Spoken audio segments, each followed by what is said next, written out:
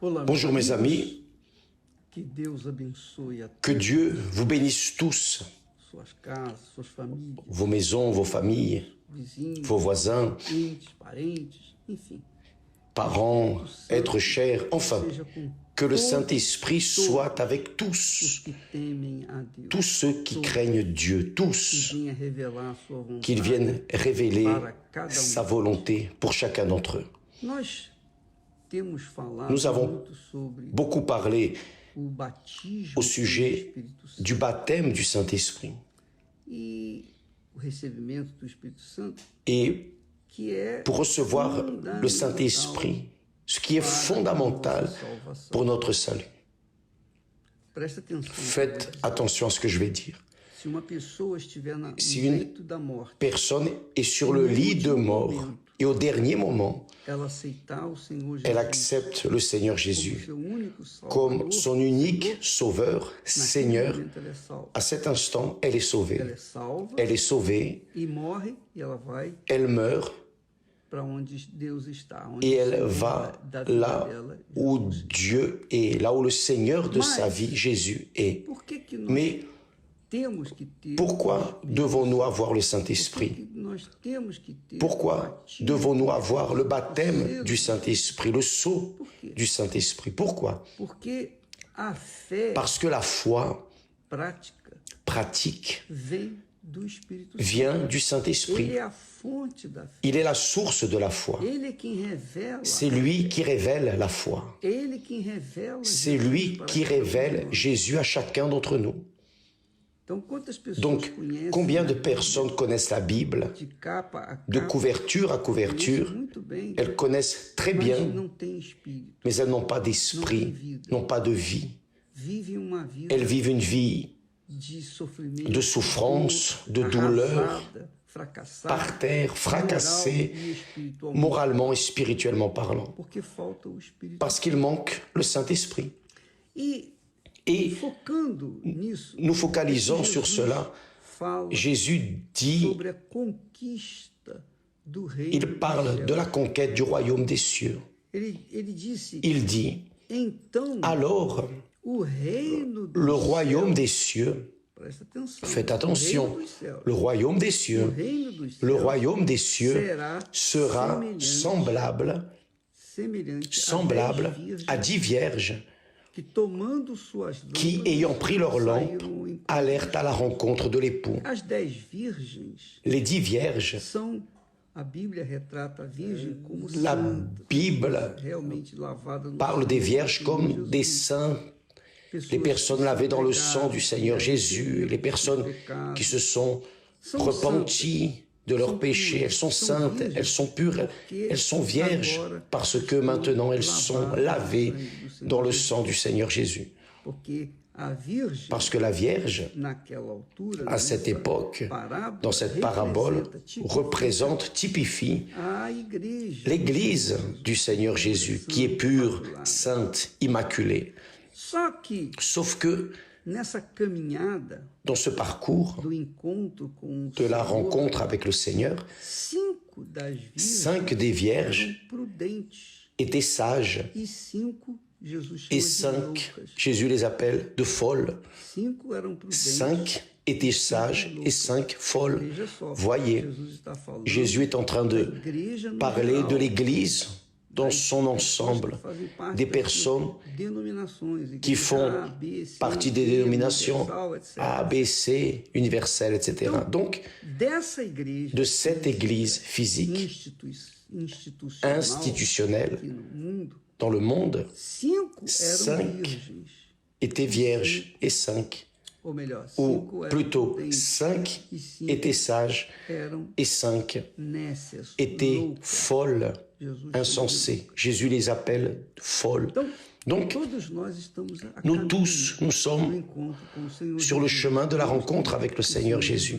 Nous croyons que le Seigneur Jésus est aux portes parce que les derniers événements Tem mostrado isso montrent nas cela. Essa última década, Cette dernière décennie sinais a montré des signes du retour de notre Seigneur Jésus. Donc, Nous sommes en train de marcher, de cheminer à la rencontre du Seigneur Jésus. Mais parmi nous, parmi ceux qui croient dans le Seigneur Jésus, parmi les vierges, parmi les membres des églises traditionnelles, des églises évangéliques, il existe 5 sages. C'est la personne qui pense, raisonne, qui pèse, qui est attentionnée. Tandis que la folle, ou l'insensée que Jésus appelle de folle, ce sont les personnes qui disent comme ça, ah, sauvé une fois, sauvé pour toujours. Ou alors elles disent, ah, ta grâce me suffit. Ceux qui vivent dans le péché, vivent dans le péché de manière consciente. Elles savent qu'elles sont en train de pécher, mais elles allèguent que la grâce de Dieu leur suffit. Sauf qu'elles pensent que cette grâce de Dieu fonctionne de cette manière, parce que certainement qu'elles ne savent pas ce que veut dire grâce de Dieu. Elles pensent que la grâce de Dieu tolère les péchés, les petits péchés, les gros péchés. Et ce n'est pas comme ça. La conquête du royaume des cieux exige une sanctification, une sainteté, justice. La personne doit être sainte. Sainte veut dire une personne séparée du péché, séparée du monde, séparée. C'est ça la personne qui est sainte. Sainte, ce n'est pas pour être adorée, non. Sainte, c'est la créature qui a été séparée par qui? Par le Seigneur Jésus, séparée. Donc ces personnes qui sont séparées, parmi l'univers des personnes séparées, saintes, il y a celles qui sont sages, attentionnées, persévérantes. Il y a celles qui sont, bon, maintenant que je suis sauvé, maintenant que je me suis déjà baptisé dans les eaux, d'ailleurs je parle même en langue, et pensant que les langues sont un témoignage du baptême du Saint-Esprit, malheureusement, c'est une ignorance marquante dans notre monde. Une chose n'a rien à voir avec l'autre. Donc, celles qui sont folles mènent leur foi chrétienne de manière bien relâchée, bien relâchée. C'est-à-dire, elles ne font pas attention. Elles n'ont pas de zèle pour la vérité. Elles ne vivent pas dans la vérité. Elles arrivent même au point de dire, ah, j'ai le Saint-Esprit. Le Saint-Esprit est l'esprit de la vérité. Mais comment une personne peut-elle avoir l'esprit de la vérité si elle marche dans le mensonge, avec la tromperie, si elle marche dans la prostitution, dans le péché? Donc, là, en dehors de l'Église, elles vivent une vie à « ta grâce me suffit », n'est-ce pas, Seigneur? Mais à l'intérieur de l'Église, elles semblent des petites saintes, c'est-à-dire, cela est un véritable affront, Saint-Esprit, une insulte à Dieu. Parce que les personnes pensent qu'elles peuvent jouer avec lui. Les personnes pensent qu'il suffit d'appartenir à une église pour être sauvé. Faites attention, il ne suffit pas d'appartenir à l'église, ni même d'être pasteur ou évêque, ou cardinal, ou pape, ou je ne sais pas quoi, quelle que soit la position de la personne, même en étant dans une position élevée à l'église. Cela ne veut pas dire que nous avons notre salut garanti. Le royaume des cieux, mes amis, est conquis. Le royaume des cieux est conquis. Ce n'est pas quelque chose comme ça que la personne tout simplement atteint facilement de n'importe quelle manière. Donc, voyez que Jésus dit que le royaume des cieux sera semblable à 10 vierges qui, ayant pris leur lampe, la lampe doit être allumée. Et pour être allumée, elle a besoin de l'huile. L'huile, c'est le Saint-Esprit. Votre vie doit être allumée devant Dieu. Votre vie, ma vie, notre vie, nos vies doivent être allumées devant Dieu, c'est-à-dire brillants, séparés du monde qui est dans les ténèbres. Les autres personnes vivent dans les ténèbres. Quiconque vit dans les ténèbres n'est pas une lampe, n'est pas comme ces vierges qui ont la lampe allumée. Donc, quand les vierges folles ont emporté leur huile tout simplement pour le parcours, le suffisant, elles ont été imprudentes, insensées. Elles n'ont pas fait attention. Elles ne portaient pas en elles la crainte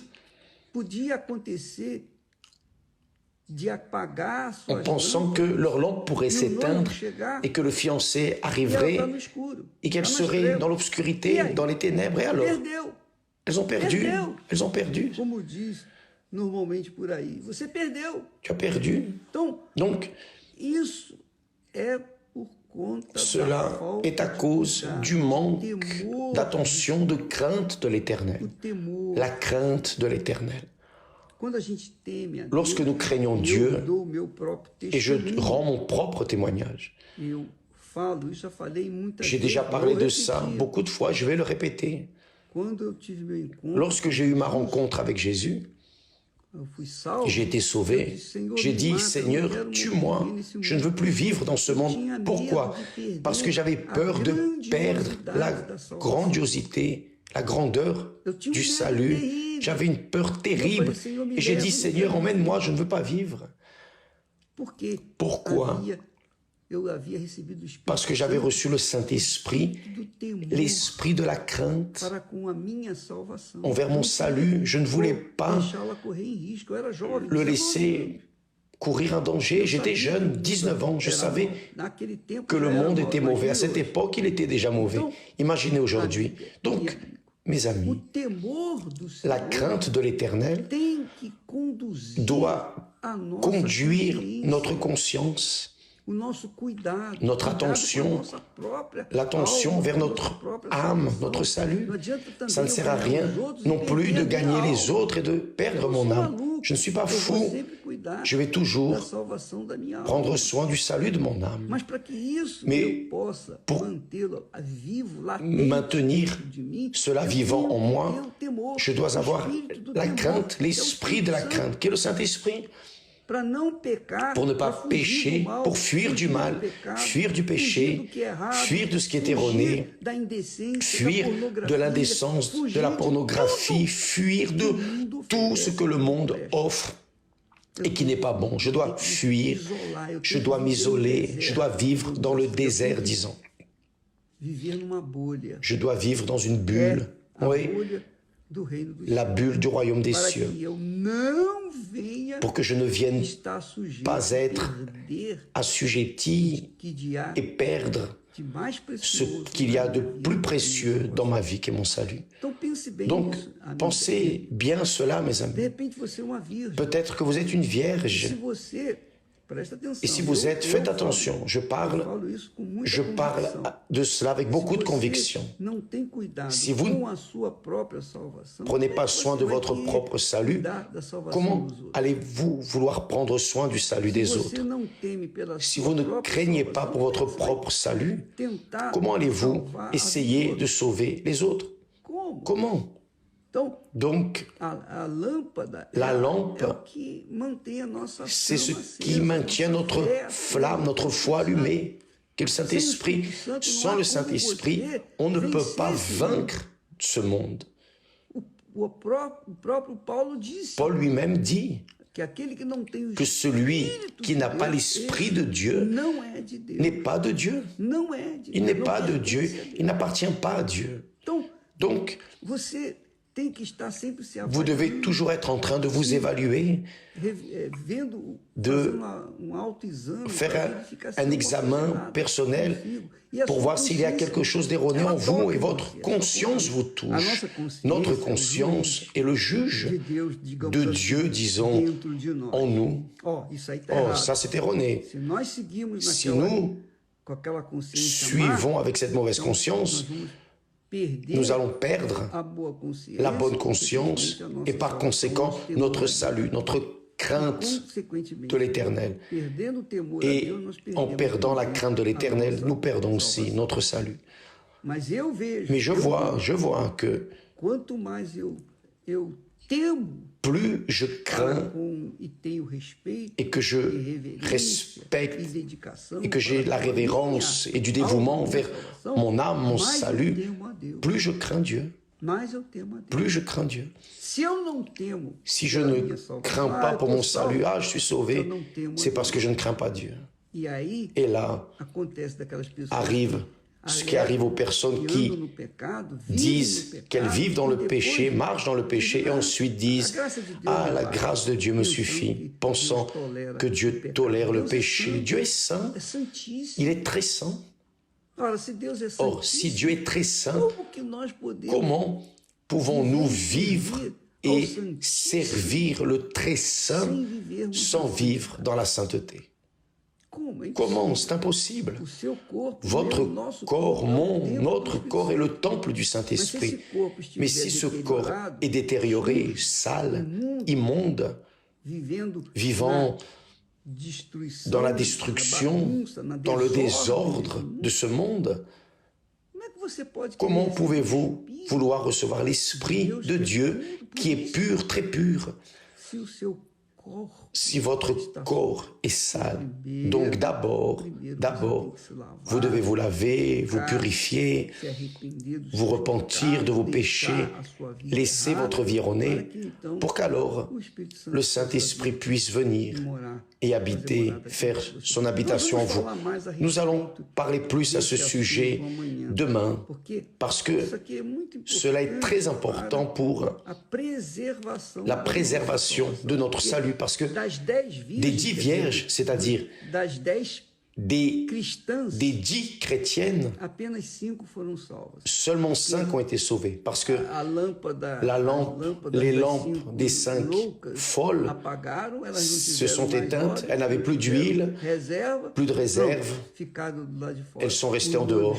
Le fiancé est arrivé, il a emmené celle qui était attentive, et la porte s'est fermée, et les 5 vierges sont restées en dehors. Que Dieu vous bénisse et à demain, au nom du Seigneur Jésus. Amen.